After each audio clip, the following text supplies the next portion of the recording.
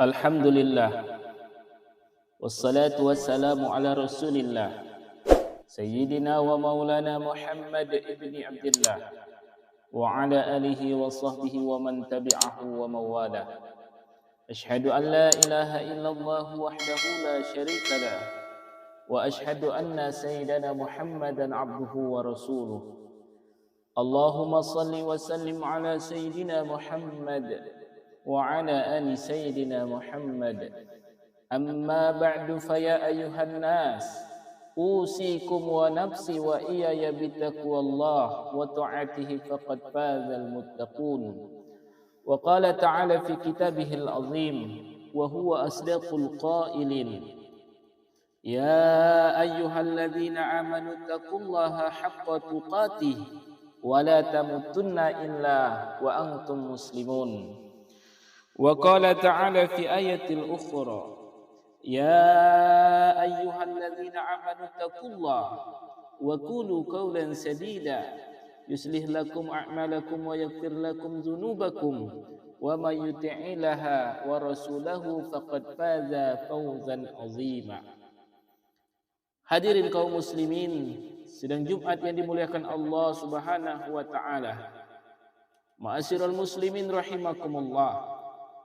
Tak henti-hentinya kita panjatkan puji dan syukur kepada Allah Subhanahu wa taala yang telah memberikan kita nikmat iman dan Islam, karunia yang teramat besar yang Allah karuniakan kepada hamba-hambanya. Semoga kita selalu termasuk yang mendapatkan hidayahnya serta berada dalam keadaan iman dan Islam hingga akhir hayat kita. Dan tentunya kita bersyukur kepada Allah atas nikmat berbagai kehidupan yang masih diberikan kepada kita, sehingga pada kesempatan ini kita masih dapat beribadah kepadanya, dapat mengingatnya serta memuji Allah Subhanahu wa taala. Pujian hanya layak dimiliki oleh Allah. Segala puji hanya milik Allah. Sungguh tidaklah pantas bagi manusia untuk mengharapkan pujian dari manusia. Tidak pantas bagi manusia untuk merasa telah berjasa, karena sungguh sejatinya segala pujian hanya milik Allah Subhanahu wa taala. Hadirin yang dimuliakan Allah Subhanahu wa taala, pada kesempatan yang mulia ini kami selaku khatib mengajak kepada hadirin sekalian, marilah kita senantiasa meningkatkan keimanan dan ketakwaan kepada Allah Subhanahu wa taala. Takwa dalam arti senantiasa berupaya dan berusaha untuk selalu menghadirkan Allah dalam setiap situasi dan kondisi dengan cara senantiasa berzikir dan melaksanakan segala perintah Allah Subhanahu wa taala. Takwa dalam arti kita senantiasa melibatkan Allah dalam setiap persoalan yang kita hadapi dengan cara berdoa, memohon pertolongan kepadanya dan bermunajat kepada Allah Subhanahu wa taala, sehingga akan menimbulkan ketentraman dan ketenangan dalam setiap kehidupan kita. Ya ayyuhalladzina amanu taqullaha haqqa tuqatih wa la tamutunna illa wa antum muslimun. Hai orang-orang yang beriman, bertakwalah kepada Allah dengan sebenar-benarnya takwa kepadanya, dan janganlah sekali-kali kamu mati melainkan dalam keadaan beragama Islam. Quran surat Al-Imran ayat ke-102. Dan tentunya salawat serta salam semoga selalu tercurah kepada Nabi Muhammad sallallahu alaihi wasallam beserta keluarganya serta para sahabat-sahabatnya. Jamaah sidang salat Jumat yang dimuliakan Allah Subhanahu wa taala. Dalam khutbah Jumat singkat ini, mari kita merenung sejenak, memikirkan umur kita saat ini yang semakin hari semakin bertambah. Tubuh kita semakin lemah dan akan datang masanya di mana nyawa kita ini akan diambil oleh Allah Subhanahu wa taala. Kullu nafsin za'iqatul maut. Setiap yang bernyawa pasti akan merasakan mati. Kematian adalah sesuatu yang pasti kita hadapi, sesuatu yang menjadi gerbang dari kehidupan dunia menuju kehidupan akhirat. Maka dari itu kita harus bersiap Kita harus mempersiapkan bekal untuk menghadapi kematian, dan tentunya kita jangan ingkar kepada Allah Subhanahu wa taala. Dalam surat Al-Baqarah Allah Subhanahu wa taala berfirman, "Kaifa takfuruna billahi wa kuntum amwatan fa ahyaakum, tsumma yumitukum tsumma yuhyikum tsumma ilaihi turja'un." Bagaimana kamu ingkar kepada Allah, padahal kamu tadinya mati, kata Allah. Lalu dia menghidupkan kamu, kemudian dia mematikan kamu, lalu dia menghidupkan kamu kembali, kemudian kepadanya lah kamu dikembalikan. Dalam tafsir Ibnu Katsir dijelaskan bahwa ayat ini menjelaskan akan kekuasaan Allah, dan sungguh aneh orang yang ingkar kepada Allah sementara manusia awalnya tiada, lalu Allah menjadikannya ada di muka bumi ini.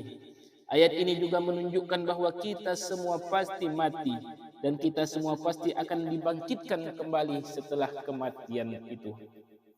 Jamaah salat Jumat yang dirahmati Allah Subhanahu wa taala, maka apa saja kewajiban kita dalam kehidupan ini sebagai persiapan diri kita sebelum menghadapi kematian? Tentunya ada banyak hal, namun setidaknya ada 3 hal yang akan kita bahas pada kesempatan yang khutbah mulia ini. Pertama, beramal sebaik mungkin. Dalam surat Al-Mulk ayat 1 sampai 2 Allah Subhanahu wa taala berfirman, "Tabarakalladzi biyadihil mulku wa huwa ala kulli syai'in qadir. Alladzi khalaqal mauta wal hayata liyabluwakum ayyukum ahsanu amala wa huwal azizul ghafur."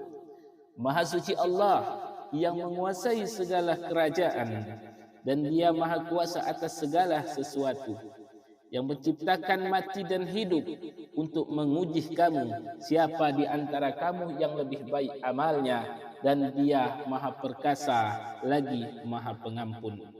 Ma'asyiral kaum muslimin rahimakumullah, seperti apakah amalan yang terbaik itu? Salah satu indikatornya adalah amalan yang dilakukan dengan istiqomah atau terus menerus. Dalam hadis riwayat Abu Hurairah, Rasulullah sallallahu alaihi wasallam bersabda, "Fa inna khairul amal adwamuhu wa in qalla."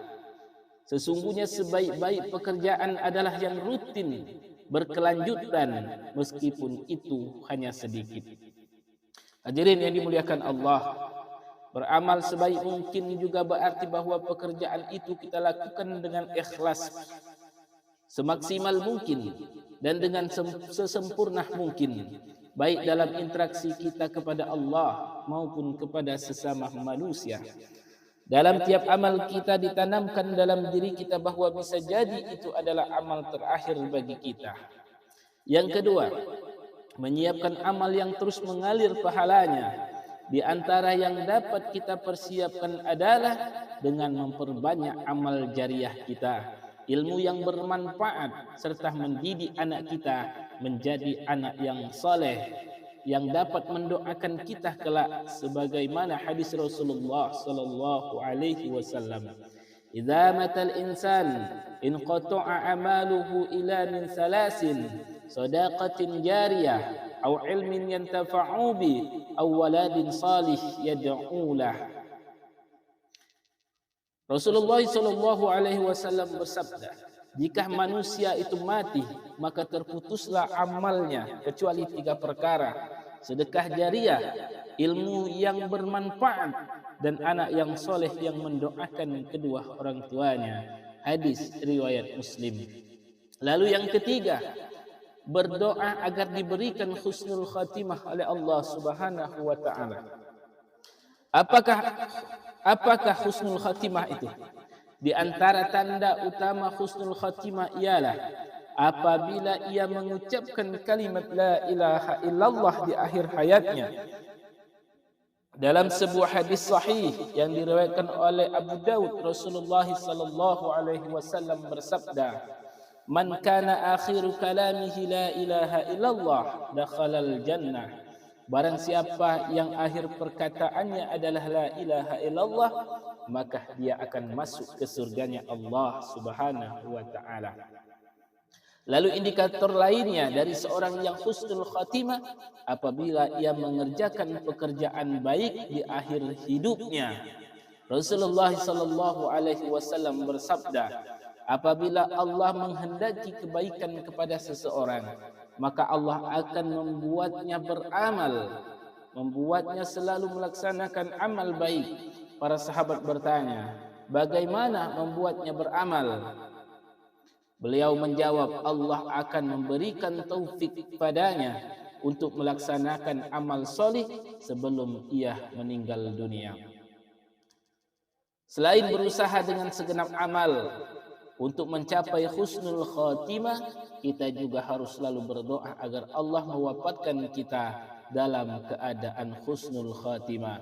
Hadirin yang dimuliakan Allah, akhirnya semoga kita menjadi hamba Allah yang berhasil dalam mempersiapkan kehidupan kita, yang mampu meningkatkan keimanan dan ketakwaan kita kepada Allah, dan Allah menjadikan kita sebagai orang-orang yang wafat dalam keadaan husnul khatimah. Amin ya rabbal alamin. Barakallahu li wa lakum fil Qur'anil azim wa nafa'ani wa iyyakum bima fihi minal ayati wa dzikril hakim wa taqabbala minni wa minkum tilawatahu innahu huwas samiul alim. أقول قولي هذا واستغفر الله العظيم لي ولكم ولسائر المسلمين والمسلمات والمؤمنين والمؤمنات فاستغفروا إنه هو الغفور الرحيم.